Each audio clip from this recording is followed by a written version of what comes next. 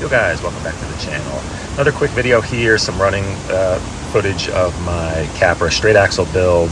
Just wanted to share this with you guys. Found some really cool lines this day, especially this one here. This is a line that I didn't even ever see before, and I just happened to stumble upon it, and this is the first time I'm trying it, and it was really cool, and the Capra did amazing. So as I said in my last video, I'm going to have a full build video coming up soon. I just wanted to get a lot of this footage off of my phone. It's taking up a lot of space, and there's a lot of cool stuff here. So I just wanted to share this with you guys and show you what the capabilities are with this rig. And I promise I will have a build video coming up. I got to pull this back apart and kind of tidy everything back up, get the interior back in, and things like that. So but yeah, this line here was just super cool, right along the river. This whole area is really cool. The downside to it is you'll see in the background a lot of the greenery that's growing between these rocks is all poison ivy. So I think my time here is limited now that it's summer or approaching summer here in New Jersey. I'm going to be kind of limited to what I have access to here, because I'm not messing with poison ivy. I'm really allergic to that stuff. So I was able to get out and hit a bunch of cool lines here, and yeah, just wanted to show you guys what this is capable of. But briefly, I'll just go over it. This is running Element straight axles, front and rear. No overdrive of any kind. I do have dig in it. This has the Amazon 3-gear trans with dig. I'm running a Hobbywing Fusion Se 1200 with a fairly large pinion. I want to say it's like a 23 tooth pinion in here. Absolutely love this system. It almost has like a trials motorcycle like power to it, and by that I mean like it just has really good like torque, like low end, but if you really got to punch this thing up a climb, you can kind of just hit the trigger and this thing revs up high enough with the gearing to get wheel speed just to launch this thing up and over obstacles and stuff. So it's really cool. I'm really happy. This is probably one of my favorite power delivery systems of any crawler that I have. I do really love my Rift crawler with the running on 4S with the Outrunner. This reminds me a lot of that, where you have super precise low speed control, but then just a ton of wheel speed when you need it. So really happy with that. Running some Desert Lizards on here, 90 millimeters. Gets really good articulation and really good flex, but it sits nice and low. This thing really hugs the ground and kind of almost just slithers around through these obstacles. I do need to do some more tuning. I want to put like stiffer compression springs on the rear shocks. It gets a little wonky at times, where it's a little too twisty when it's up on the rear wheels. And it lets the front end like unload a little bit too much at times. So I think I'm going to experiment with some stiffer springs on the rear only. And I did just order up some brass beadlock rings I want to throw in the front wheels, just get a little extra weight up front. I don't know exactly what the weight distribution on this is, but I don't think it's quite 60-40. I don't need it to be that much heavier up front. It does extremely well as it is, but just a little bit more, I think, at times will definitely help. You can see there using that little rock there as extra traction.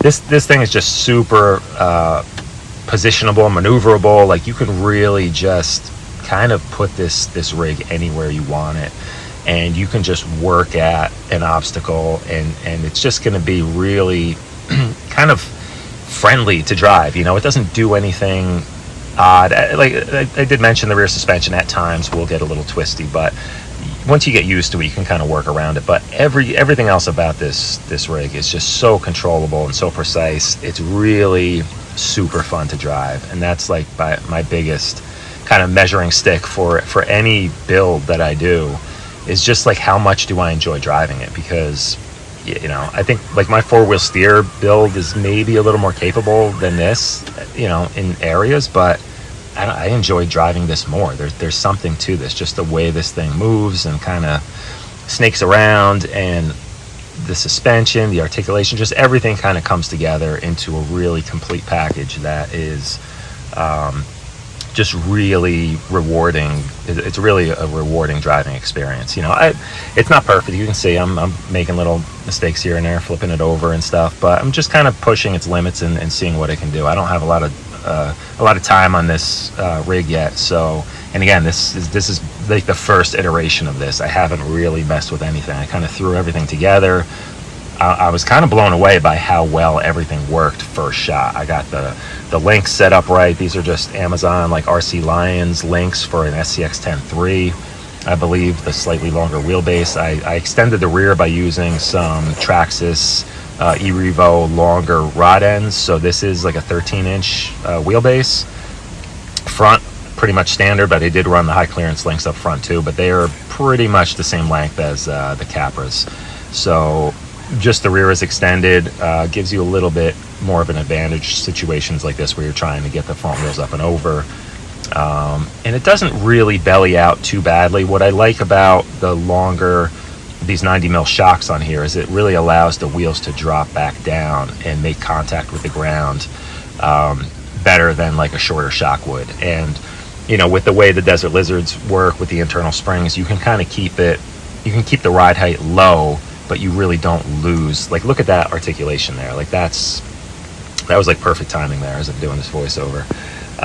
It just works extremely well, but it doesn't sit up so high that it creates like center of gravity issues, which was always my complaint with the Capra from the beginning. Running on the portal axles with the stock trans and everything else, and the stock shocks, it kind of sat up a little bit high, and the center of gravity was never the best, but I actually prefer it on straight axles. I wasn't sure. I kind of just threw this back together as like, hey, I have the whole chassis, I have some parts and stuff, I have a front element axle that I took off on my Gatekeeper. Let me just put it together, and it is what it is. At least it's something. It's not just parts sitting on a shelf. I had no idea it was going to be this great, you know. So I'm super pumped about that, you know, just something I kind of threw together, and almost like a little bit of a budget build. I was like, I don't want to go crazy spending a lot of money. I'll just piece everything together, and it just worked out great. So these are just Injora turbine, you know, 1.9 beadlocks and J-concept ruptures, and I am running Tim-Tin inserts, which are just like knockoffs of the Pro line dual stage. So you can find them on Amazon for like $15. So when I do the build video, I'm going to link everything up that I used on this. So this is a pretty inexpensive build. I mean, I just saw someone selling this exact cage and body and skid and all that stuff for like, I think it was like $180 on eBay.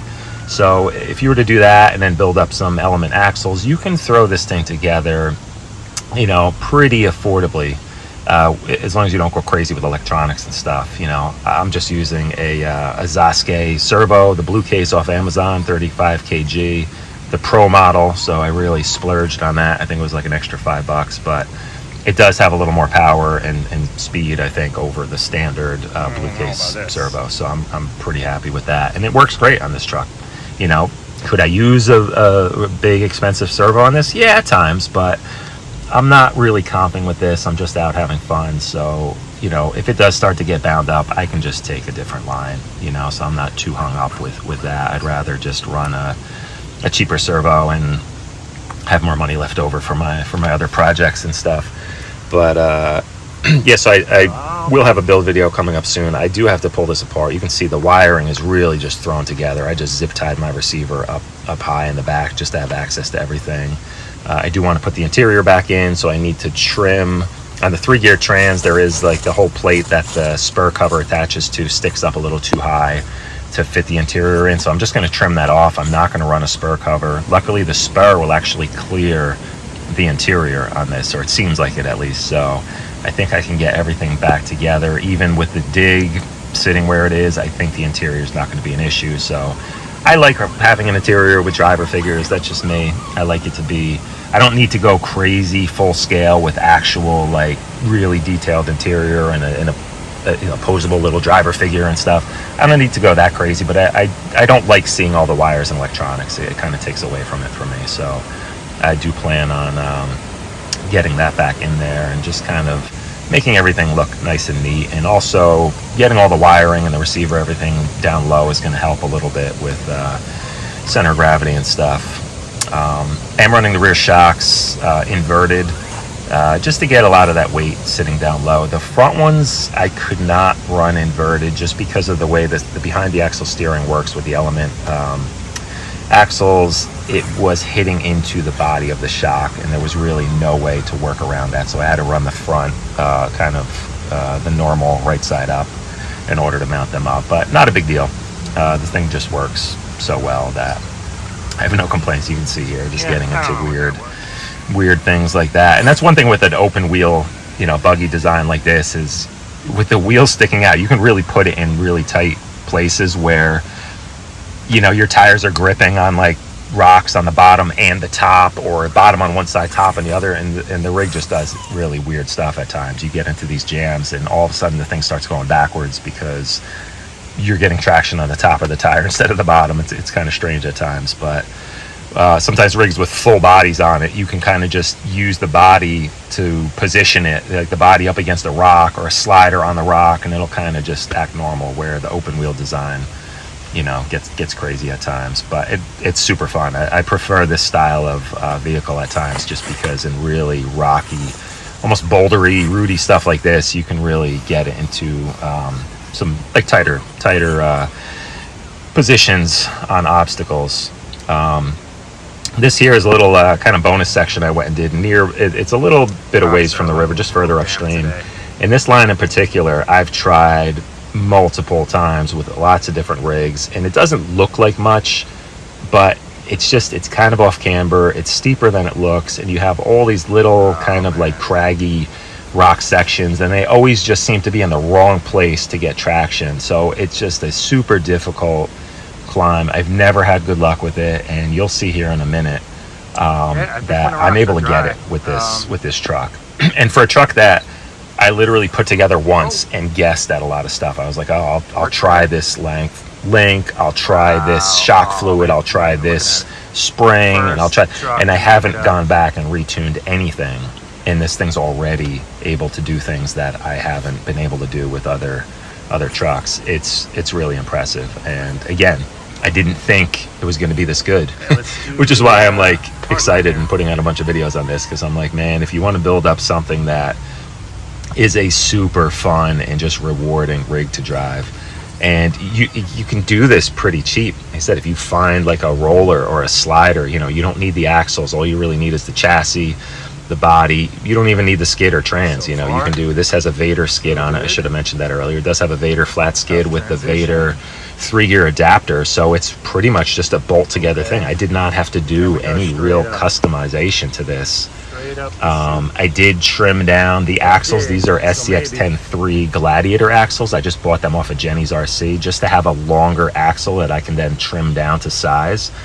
So I trimmed the front and rear. I used like the longer sections of the axles, and just a couple millimeters off each one once I got my links set, just to have the right amount of clearance, and they worked out great. So not a lot of customization in this thing at all. Everything kind of just bolted in and really worked out well. So plenty of room for the Fusion in here. It doesn't hit into anything. I have all the options as far as mounting the links and stuff like that. Everything just worked out nice, which is pretty rare when you're kind of putting one brand's axles onto another chassis and just piecing everything together. And no one really designed any of this to work together, and for it to come together this cleanly and work this well, I think is kind of rare.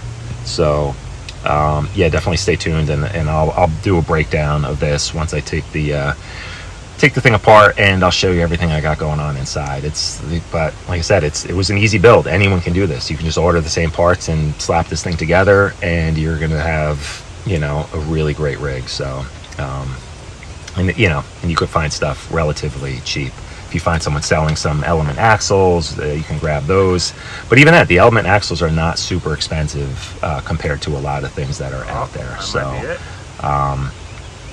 yeah, I'd highly recommend going this route. And as far as overdrive, I mean, that's the one thing. I haven't really seen anyone offering overdrive or underdrive ring and pinions for the Element. If you guys know of any, let me know. But I don't even know that I would do them, because you'll see me using Dig, like even here. This whole video, I've been using Dig quite a bit here and there, and I love it. It's my absolute favorite feature to have on a crawler. I would give up 4-wheel steer, I would give up overdrive, underdrive, any of that stuff to have Dig. I think to me it's the most useful of all the features. But anyway, guys, that's it. I'm running out of time here. Stay tuned. I'm gonna have a bunch of stuff coming up soon. Later.